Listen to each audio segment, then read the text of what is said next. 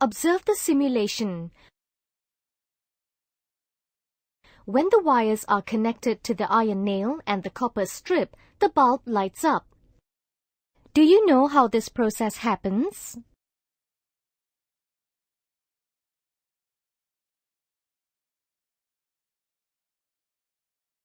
At the end of this lesson, you should be able to describe how a simple cell works, list the various types of cells and their uses, state the advantages and disadvantages of various types of cell.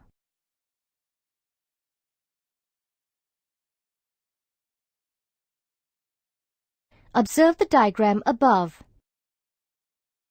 We can generate electricity by using electrochemical cell. This cell is an example of a simple cell. A simple cell is a device which converts chemical energy to electrical energy. A simple cell consists of electrolyte solution, two different metals. During chemical reaction, the electrons flow from the more reactive metal to the less reactive metal. The more reactive metal acts as negative terminal, whereas the less reactive metal acts as positive terminal. Scientists have found that the flowing of electrons through the external circuit can generate electric current.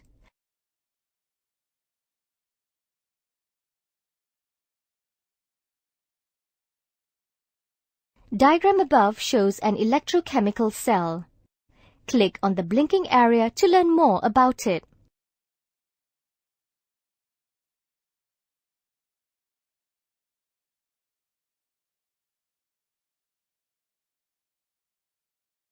Zinc electrodes act as the negative terminal. Therefore, it loses electrons to form zinc ions. The electron will flow into the external circuit. As a result, the zinc electrode will become thinner.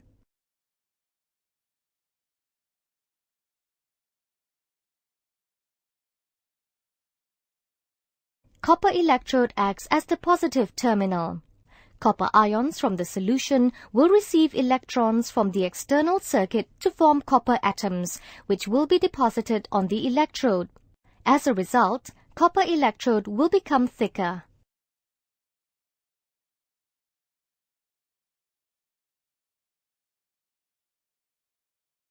The voltage of magnesium copper is 2.7 volts. If magnesium is replaced by zinc, a less reactive metal, the voltage decreases to 1.1 volts. This shows that the further apart the two metals are in the reactivity series of metals, the greater the voltage produced. The knowledge of voltage can be used to build some batteries.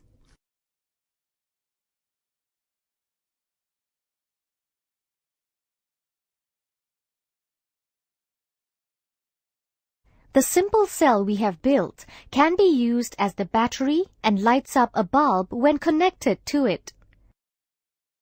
Can you imagine the difficulty in taking this torchlight around?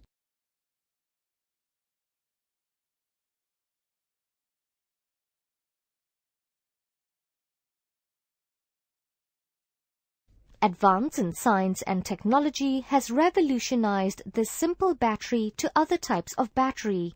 Some batteries are rechargeable.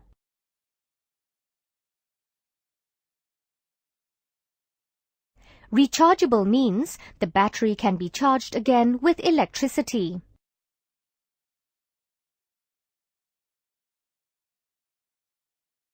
Let us take a look at the uses of these batteries.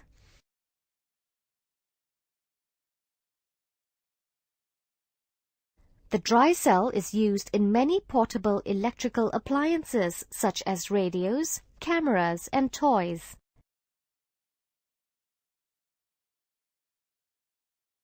This type of cell is used in digital cameras and handphones. The alkaline cell is used in stereo players and more powerful electronic devices. This type of cell is used in smaller electrical devices such as watches, calculators, and hearing aids. This type of cell is used in vehicles.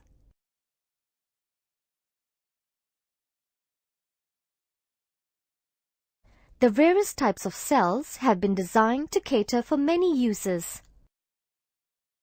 However, each type has some advantages and disadvantages over each other. Let us learn about the advantages and disadvantages of the various cells.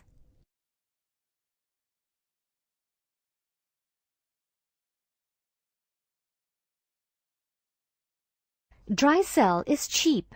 Its small size and light weight make it easier to take anywhere.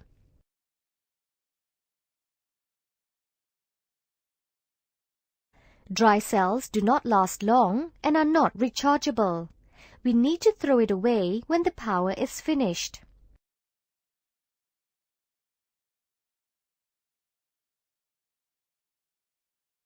Alkaline cell will supply a large current with a high voltage. The battery will last longer. Alkaline cells are not rechargeable. We need to dispose the used cell in a proper way. Silver oxide mercury cell is small. Its small size and light weight make it easier to fit small devices that need constant voltage. It will last longer. Silver oxide mercury cell is expensive and not rechargeable. We need to dispose the used cell in a proper way. Mercury is poisonous. Nickel-cadmium cell has the advantage of being smaller and is rechargeable. It will last longer. Nickel-cadmium cell is expensive. Number of times it can be recharged is limited. Cadmium is poisonous. Lead-acid accumulator cell has the advantage of being able to give high voltage and is rechargeable. It will last longer. Lead-acid accumulator cell is expensive. It is not portable. The acid needs to be filled with distilled water to maintain power. The diagram shows material used to build a simple cell. Choose and drag the material to the beaker to build your own simple cell. That's not right. Please try again. Your answer is correct. Your answer is correct. Your answer is correct.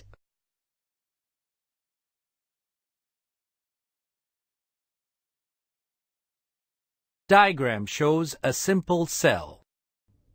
Drag and drop the different electrodes to replace the blue electrode in the cell. Check the voltage.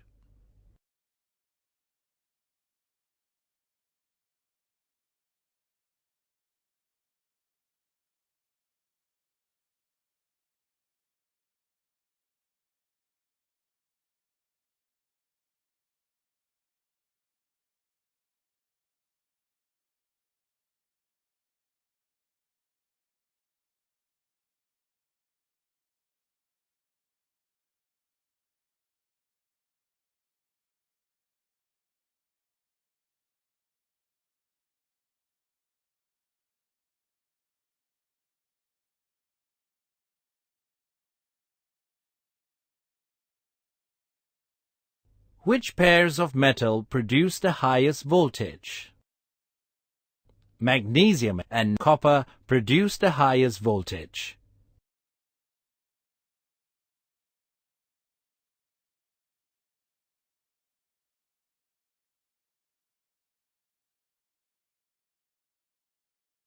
The pictures show 3 types of batteries and 9 statements about them. Classify the statements in the appropriate boxes to describe each battery.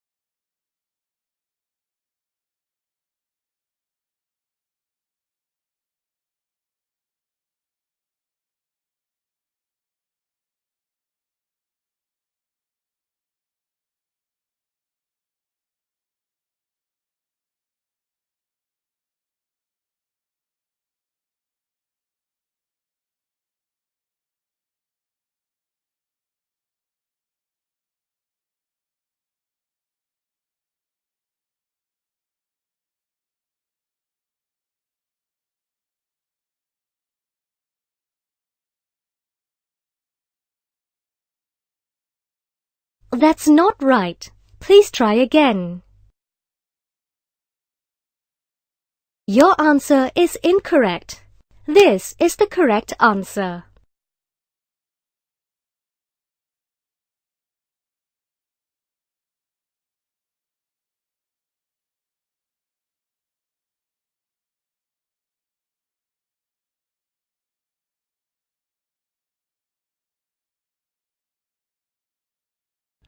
Energy change that occurs in an electrochemical cell is A. Chemical energy to light energy. B. Light energy to chemical energy. C.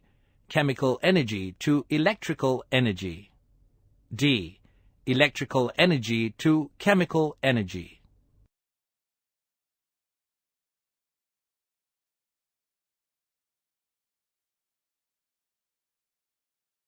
Your answer is correct.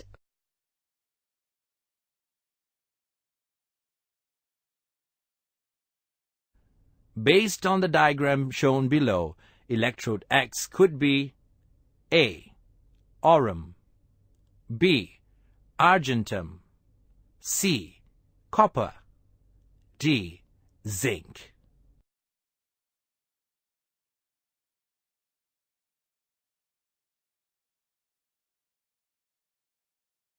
Your answer is correct.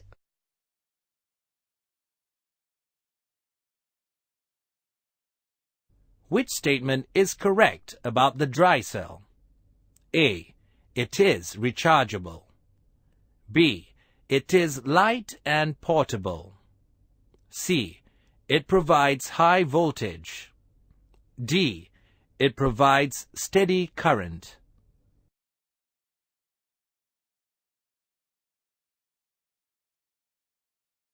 Your answer is correct.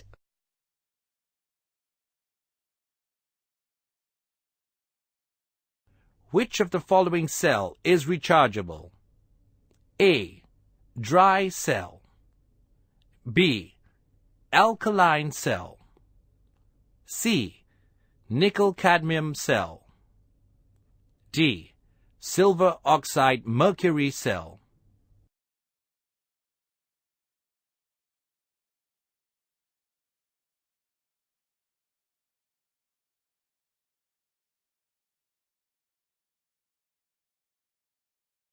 Your answer is correct.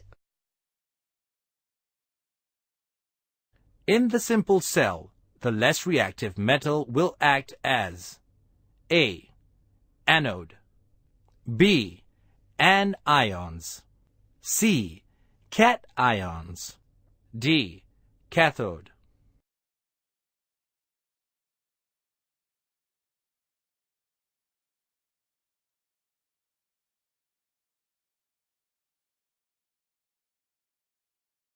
Your answer is correct.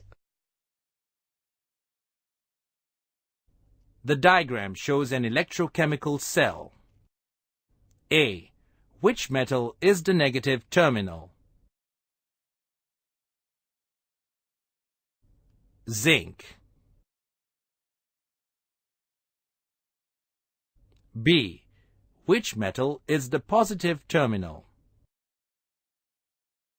Copper. C. State the direction of the flow of electrons. Electrons move from zinc electrodes to copper electrodes. D. Explain how the electrons are produced in the cell.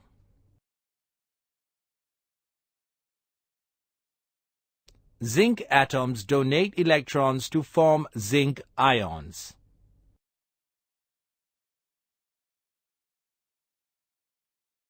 In this lesson, you have learnt about the simple cell. How does a simple cell work? What are the various types of cell and its uses? What are the advantages and disadvantages of these cells?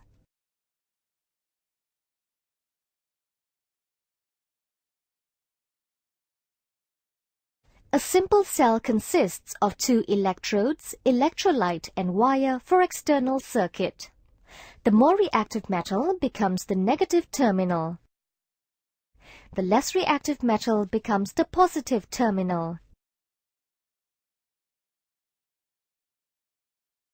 This type of cell is used in smaller electrical devices such as watches, calculators and hearing aids. The drying cell is used in many portable electrical appliances such as radios, cameras and toys. The alkaline cell is used in larger electrical devices such as large stereo radio and bigger toys. The silver oxide mercury cell is used in smaller electrical devices such as watches, calculators and hearing aid. The nickel cadmium cell is used in digital cameras and toy cars. Lead acid accumulator cell is used in cars.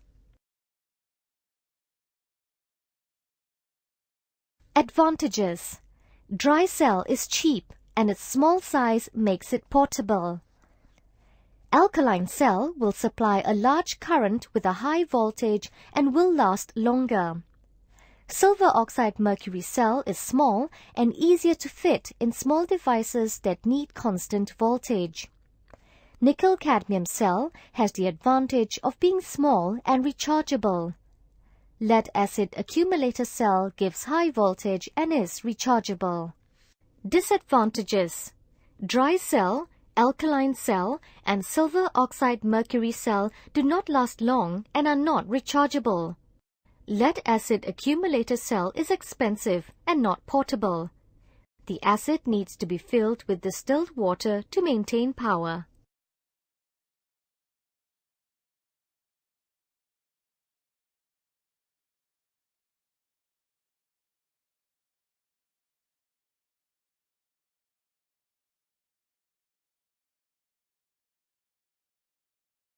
The scientist G. Lagrange invented the first dry cell. The container is made of zinc, which serves as one of the electrodes.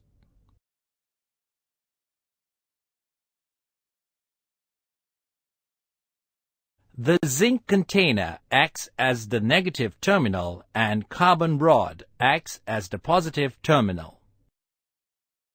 The cell is filled with electrolyte, which is a mixture of moist ammonium chloride and zinc chloride. The cell will operate when the electrodes are connected externally. Electrons will flow from the negative terminal to the positive terminal to produce electricity.